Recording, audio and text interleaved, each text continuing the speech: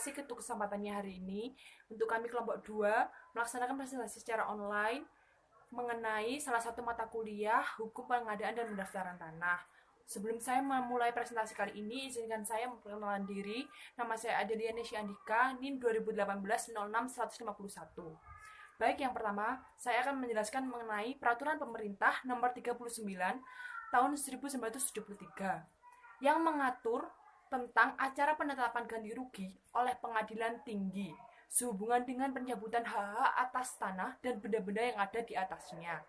Dalam memori penjelasan umum, peraturan pemerintah ini ditegaskan di samping sebagai pengatur dalam pelaksanaan Pasal 8 Undang-Undang Nomor 20 Tahun 1961 juga dimaksud sebagai langkah untuk memberikan jaminan kepada para pemegang hak atas tanah dari tindakan pencabutan tersebut. Berikutnya mengenai Instruksi Presiden Nomor 9 Tahun 1973 yang mengatur tentang pelaksanaan pencabutan hak-hak atas tanah dan benda-benda yang ada di atasnya adalah sebagai aturan pelaksanaan dari Undang-Undang Nomor 20 Tahun 1960. Selanjutnya di sini saya juga akan menjelaskan mengenai landasan dari masing-masing latar belakang. Yang pertama, landasan filosofis. Undang-undang dapat digambarkan sebagai cermin dari cita-cita kolektif suatu masyarakat tentang nilai-nilai luhur dan filosofis yang hendak diwujudkan dalam kehidupan sehari-hari melalui pelaksanaan undang-undang dan kenyataan.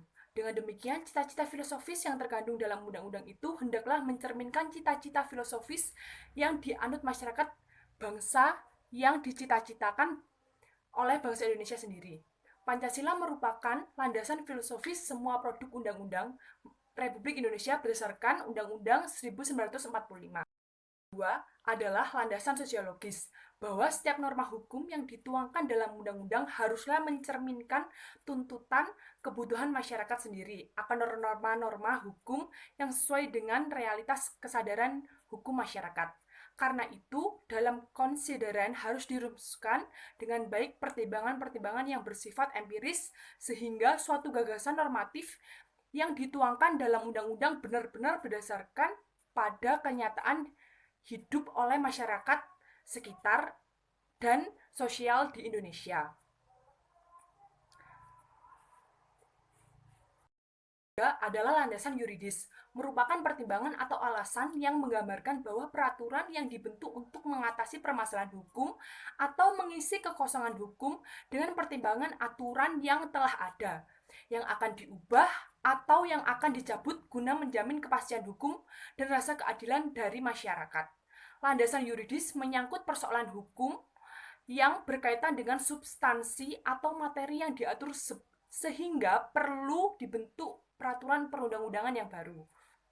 Beberapa persoalan hukum antara lain peraturan yang sudah ketinggalan, peraturan yang tidak harmonis dan tumpang tindih, jenis peraturan yang lebih rendah dari undang-undang sehingga daya berlakunya lemah, peraturannya sudah ada tetapi tidak memadai, atau peraturannya memang sama sekali belum ada.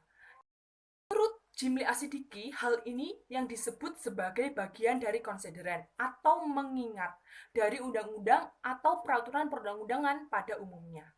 Saya Afilia Dinda, NIM 2018-01-0067 akan mempresentasikan tentang Peraturan Inpres Nomor 9 Tahun 1973 dan PP Nomor 39 Tahun 1973, yaitu peraturan tersebut mengatur tentang apa saja. Yang pertama, Inpres Nomor 9 Tahun 1973 mengatur tentang A. Instruksi Presiden Nomor 9 Tahun 1973 ini mengatur tentang pelaksanaan pencabutan hak-hak atas tanah dan benda-benda yang ada di atasnya adalah sebagian aturan pelaksanaan dari Undang-Undang Nomor 20 Tahun 1960. B.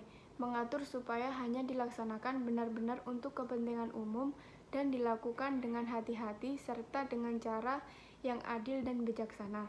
Segala sesuatunya sesuai dengan ketentuan-ketentuan peraturan perundangan yang berlaku. C. Mengatur dalam melaksanakan pencabutan hak-hak atas tanah dan benda-benda yang ada di atasnya supaya menggunakan pedoman-pedoman yang sesuai. Kedua, PP Nomor 39 Tahun 1973. A. Mengatur keputusan mengenai jumlah ganti kerugian yang tidak dapat diterima karena dianggap kurang layak, sehubungan pencabutan hak-hak atas tanah dan benda-benda yang ada di atasnya, sebagaimana dimaksud dalam pasal 5 dan 6 Undang-Undang Nomor 20 Tahun 1961 tentang pencabutan hak-hak atas tanah dan benda-benda yang ada di atasnya. B. Mengatur tindak lanjut dalam rangka pelaksanaan Undang-Undang Nomor 20 Tahun 1961 tentang pencabutan hak-hak atas tanah dan benda-benda yang ada di atasnya, dengan pengarahan agar dapat memperlancar pelaksanaan pembangunan di Indonesia. C.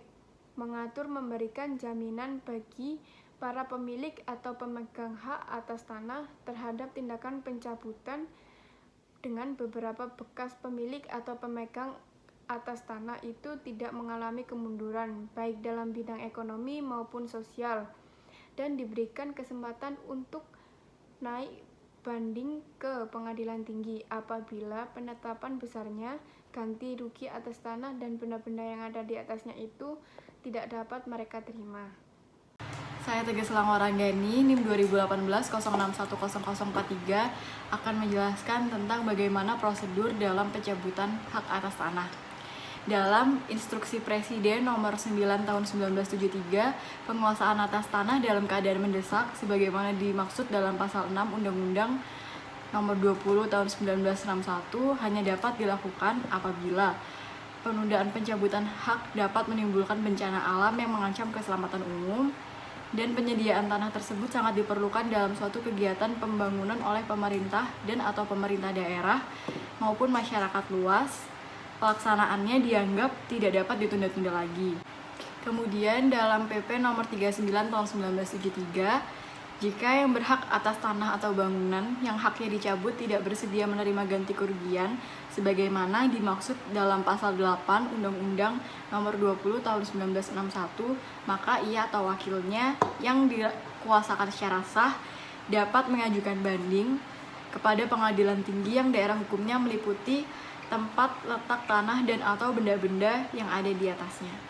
Dalam poin ini saya akan menjelaskan apakah ada pasal-pasal kontroversial dalam Peraturan Pemerintah Nomor 39 Tahun 1973 dan Instruksi Presiden Nomor 9 Tahun 1973. Nah, yang pertama yang akan saya bahas adalah Peraturan Pemerintah Nomor 39 Tahun 1973 tentang pelaksanaan pencabutan hak atas tanah dan benda-benda yang ada di atasnya.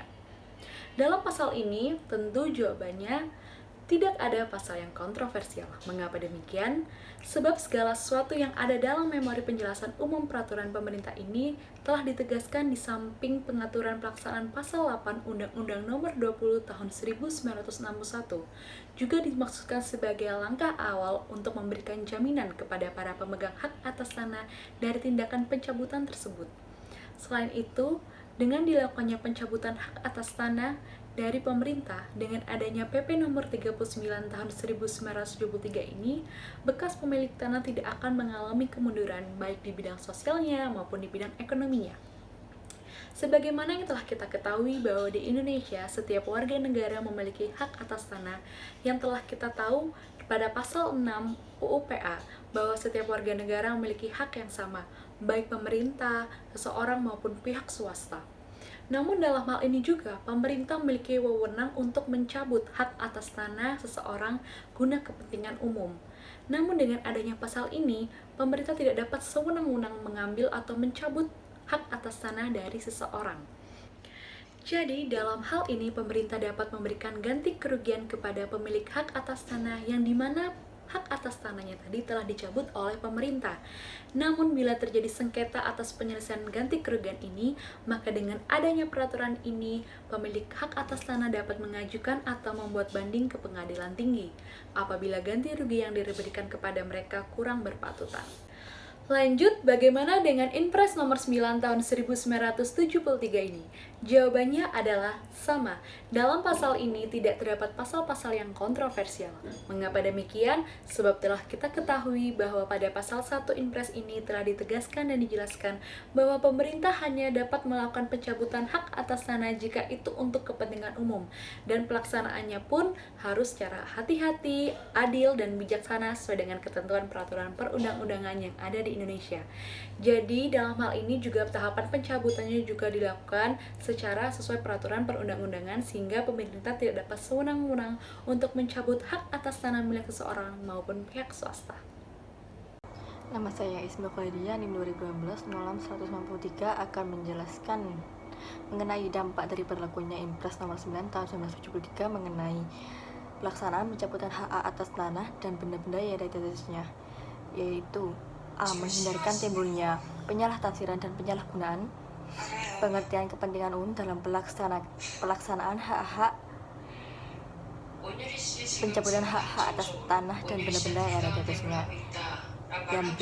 Perhitungan besarnya ganti rugi atas tanah atau bangunan atau tanaman yang berada di atasnya ditaksir oleh panitia penaksir yang mempunyai kekuatan hukum tetap, dihitung secara objektif dengan tidak merugikan kedua belah pihak dan dengan menggunakan norma-norma serta memperhatikan harga-harga penjualan tanah atau bangunan atau tanaman di sekitarnya yang terjadi dalam tahun yang sedang berjalan. Yang C. Pembayaran ganti rugi kepada pihak-pihak yang hak atas tanahnya dicabut dilakukan secara tunai dan dibayarkan langsung kepada pihak yang berhak mendapatkannya. Yang nomor 2, dampak dari berlakunya PP nomor 39 tahun 1973 tentang acara penetapan ganti kerugian oleh pengadilan tinggi sehubungan dengan pencabutan hak-hak atas tanah dan benda-benda yang ada di atasnya, yaitu A. Memberikan jaminan kepada para pemegang hak atas tanah dari tindakan pencabutan hak atas tanah yang dinilai jumlah ganti kerugian yang tidak dapat diterima karena kurang layak. Para pemegang hak atas tanah diberikan kesempatan untuk membuat banding kepada pengadilan tinggi apabila ganti rugi yang diberikan kepada mereka dirasakan kurang berpatutan. Permohonan banding tersebut selambat-lambatnya dalam waktu 1 bulan sejak tanggal keputusan presiden tentang pencabutan itu dikeluarkan, agar bekas pemilik tanah tidak mengalami kemunduran baik di bidang sosial maupun ekonomi. Yang B. Memberikan keringanan kepada peminta banding yang kurang mampu dengan dibebaskannya pembayaran dari biaya perkara. Terima kasih.